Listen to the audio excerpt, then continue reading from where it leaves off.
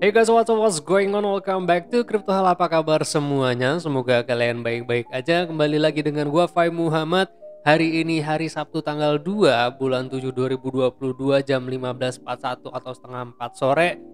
Guys, happy weekend ya buat teman-teman yang hari ini libur atau mungkin ada teman-teman yang masih kerja hari ini.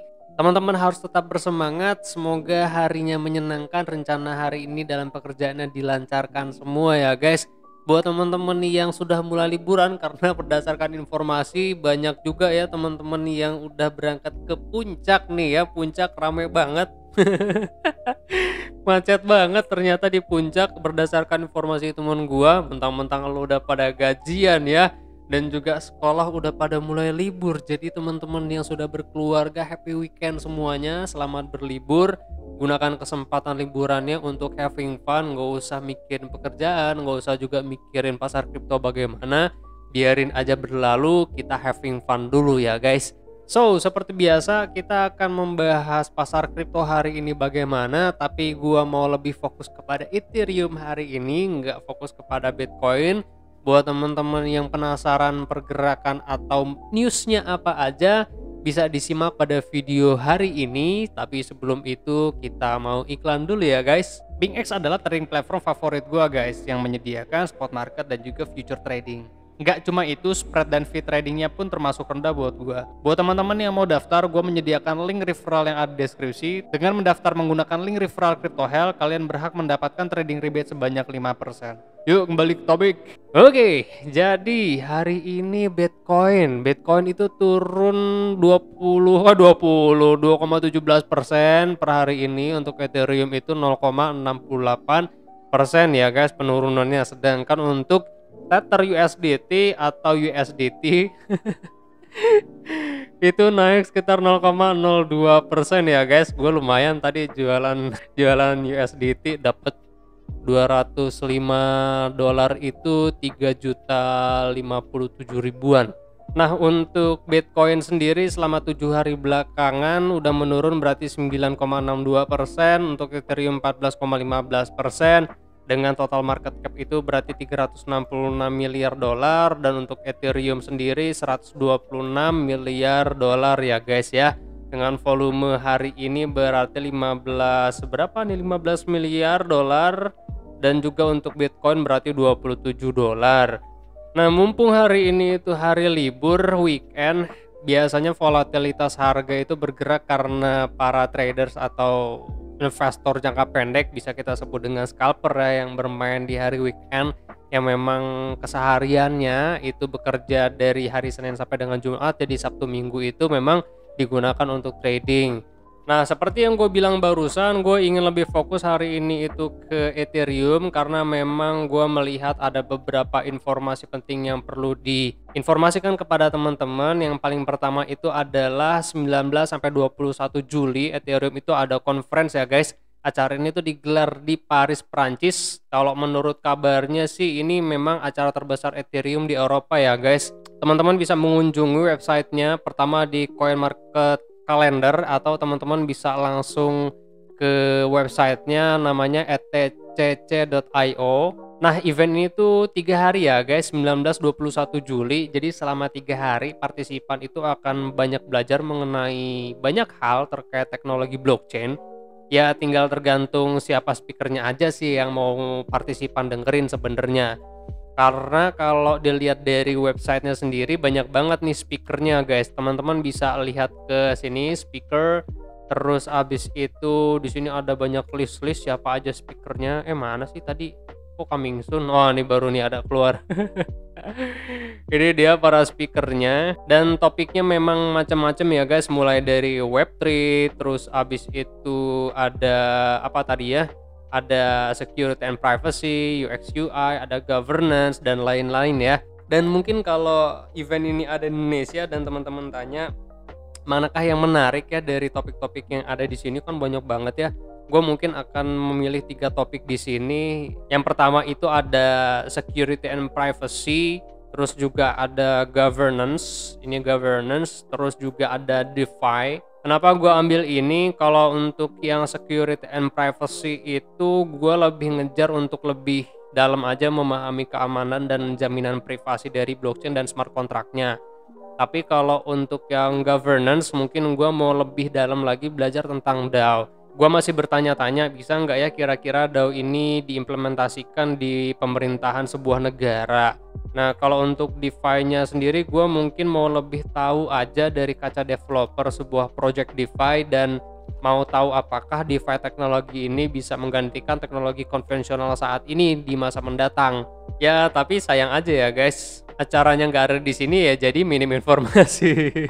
So ya ini adalah event terdekat dari Ether. Bulan ini memang banyak good news dari Ether ya guys.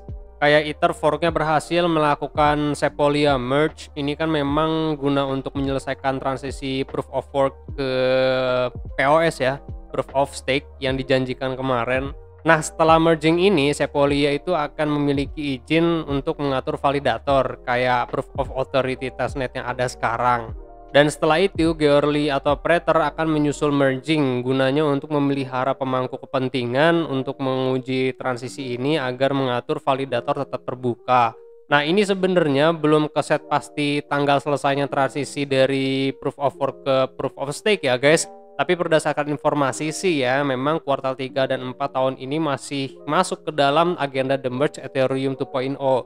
Nah, hasil yang diharapkan dari Ethereum 2.0 ini memang lebih berfokus kepada performa Ether yang sekarang maksimum dia memvalidasi transaksi itu 35 transaksi per detik per 2021 kemarin ya guys ya. Dan secara teoritis setelah Ethereum 2.0 ini berhasil, performanya itu akan naik maksimum 100.000 TPS atau transaksi per detiknya. Kalau nggak salah Solana itu sekarang sekitar 59.000 TPS dan transaction fee-nya itu sekitar 0,00001 0,04 kali $1. Ya masih lebih murah dan lebih cepat Solana sih kalau untuk saat ini ya. Ya tapi yang diharapkan memang dari berhasilnya merging Ethereum 2.0 ini memang diharapkan bisa lebih cepat dari Visa. Terus kalau kriptonya sendiri bisa lebih cepat berkali-kali lipat dari Bitcoin, karena Bitcoin kan TPS itu cuma 7 ya, untuk XRP itu 1.500, Solana tadi 59.000 per tahun 2021 kemarin. FX itu kalau nggak salah lebih tinggi juga, FX itu sekitar 3.500-an dia per TPS-nya. Terus juga Cardano, kalau Cardano gue lupa 251 TPS kalau nggak salah ya. Ya tapi kalau gue sendiri sih nggak terlalu merhatiin speednya ini sih ya, yang penting fee-nya aja murah. Nah jadi dengan adanya event dan sentimen positif dari Ether bisa mengundang para investor ya guys untuk holding Ethereum. Tinggal teman-teman aja nanti perhatiin bottom Bitcoin di mana baru buyback Ether ya guys. Dan kalau untuk Bitcoin ya masih same old.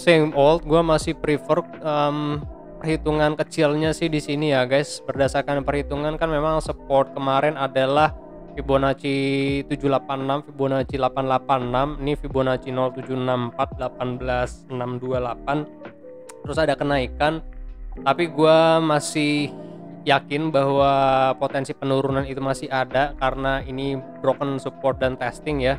Teman-teman bisa bilang ini adalah bearish penan atau apa ya, nggak jadi masalah, tapi berdasarkan perhitungan yang berarti masuknya ke secondary plan kita ya. Teman-teman harus perhatikan berarti 764 Fibonacci ini sebagai support awal. Bila mana broken maka kita akan turunkan kembali target price penurunan sampai dengan 17.067 Fibonacci 113, di antaranya berarti 1272 Fibonacci 16461. Ini bisa menjadi entry long buy position teman-teman, berarti kisarannya dari $17.067 sampai dengan $16.461 ya entry pointnya, dengan target price kenaikan. Nggak usah muluk-muluk, teman-teman bisa tarik dari XKA aja ya. Nah dari XKA terus kita taruh di D atau ntar lihat level resistance terdekat aja ya. Kalau berdasarkan referensi di sini dari XKA ya berarti kenaikan sampai dengan 20.300. Nah kalau berdasarkan ini juga teman-teman bisa ambil referensi, mungkin nih teman-teman melihat sebuah bearish penan gitu nggak jadi masalah ya. Gue sebenarnya nggak respect banget sama penan-penan seperti ini, tapi yang nggak jadi masalah untuk referensi aja. Nah berarti sesuai ya berdasarkan penurunan dari lebar pola ya segini gitu. Nah ini adalah Bitcoin USDT. Dan kalau untuk Ethereum-nya, gua sendiri sebenarnya masih melihat bottom ini dulu ya, Fibonacci 1618. Ini kita tariknya berarti dari low yang ada di sini ya guys. Ethereum itu dari low sini sampai dengan higher mendapatkan penurunan sampai dengan Fibonacci 1618 $887. Nah, untuk saat ini karena kita melihat Bitcoin 17.000 adalah bottom, tapi nggak menutup kemungkinan bahwa Bitcoin itu bisa lebih rendah daripada 17.000. Tapi gue di sini masih berfokus kepada 17.000 dulu, dan untuk Ethereum sendiri berarti bottomnya $887 ya guys di Fibonacci 1618. Nah, nanti urusan lebih rendahnya lagi kita akan hitung lagi ya setelah broken dari 1618. Cuma untuk gambaran aja berarti $445 di Fibonacci 2.27 ya guys. Ini supportnya bila mana memang 1618 itu broken. Nah, kalau untuk short term periods-nya atau perhitungan kecil pada time frame 1 jam, teman-teman bisa melihat ya seperti yang barusan gue bilang. Teman-teman juga kalau mau melihat ini sebagai bearish pattern yang aja nggak ada masalah, berarti ini kan area testingnya, terus abis itu kita tarik dulu garis di sini. Nah, taruh sini ya berarti penurunan itu sampai dengan ke 871 seperti yang gue bilang di Bitcoin barusan. Gue nggak respect dengan apa ini namanya, apa sih ini namanya, penan tuh chart pattern. Jadi gue lebih berfokus kepada mencari support. Kita hitungkan berdasarkan Elliott wave dan juga kita hitungkan berdasarkan harmonic pattern. So, kalau untuk penurunan saat ini yang paling dekat adalah Fibonacci 786886, 966 dan juga $926. Ini bisa menjadi entry point teman-teman, tapi kalau teman-teman mungkin ragu, ya nggak usah entry di situ ya.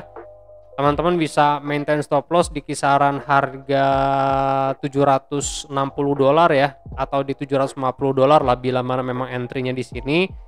Nah, untuk contoh kasus atau target price kenaikan dari entry point $966 dan juga $926 itu sampai dengan ke harga $1.234. Nah, berarti kalau seperti itu Ethereum-nya masih bermain di kandang babi ya guys. Nah, berarti ini kan kandang babinya nih, gitu kan, karena naiknya sampai dengan 1.200-an tadi.